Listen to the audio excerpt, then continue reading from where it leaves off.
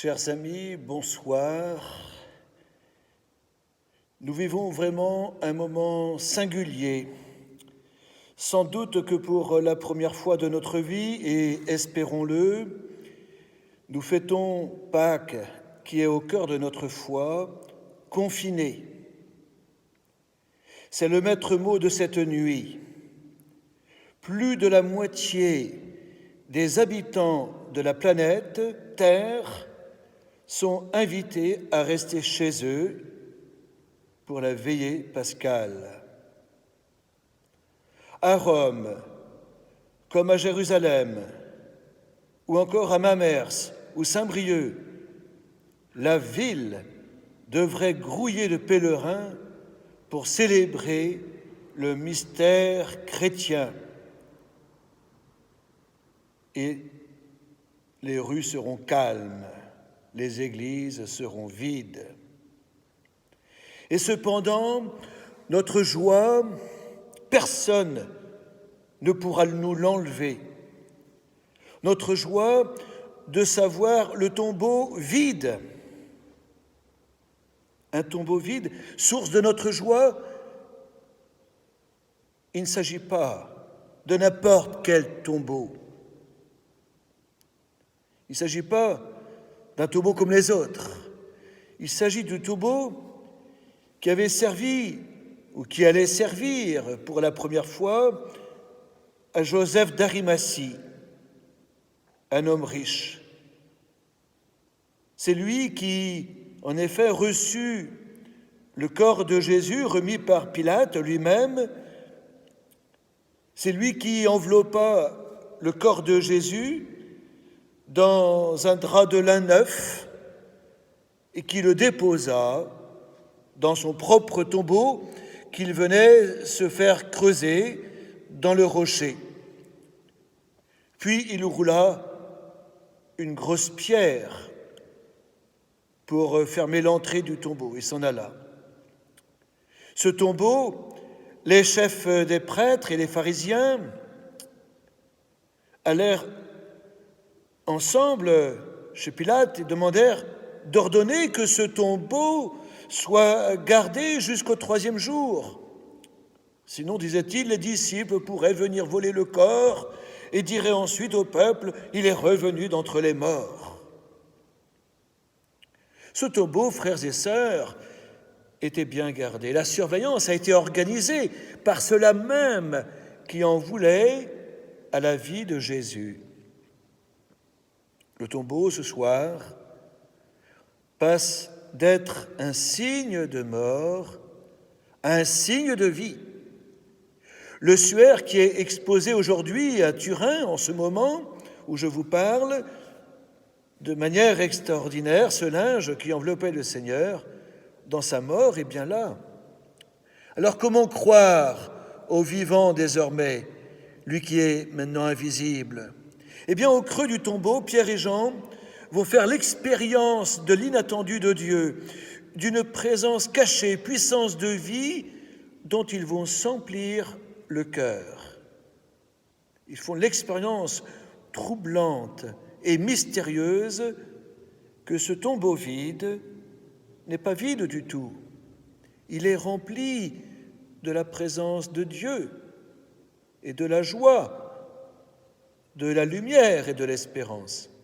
Insensiblement, cette expérience a ouvert un espace au plus intime de leur vie, permettant aux vivants d'y prendre place. Celui qui est mort est en train de les ressusciter tous, eux, les perdus de Pâques. Celui qu'ils pleuraient les fait vivre maintenant. Ainsi pour eux, par eux, s'ouvrent les portes de la foi. En eux, en ces premiers témoins du tombeau vide, on pourra désormais discerner le vivant, la présence d'amour du ressuscité. En écoutant bien, on peut entendre, au-delà de tous les bruits du monde, et qui nous poussent au découragement, et notamment en cette période de coronavirus, qui nous pousse aussi à la haine, au désespoir. On entend résonner cette voix, cette présence qui vient nous répéter dans le silence du cœur ce qu'elle disait aux femmes et aux apôtres par le passé. Ne craignez pas, n'ayez pas peur, la paix soit avec vous. J'ai vaincu le monde et je suis avec vous jusqu'à la fin des temps. Frères et sœurs, nos esprits et nos cœurs ont un chemin à faire. Et c'est urgent.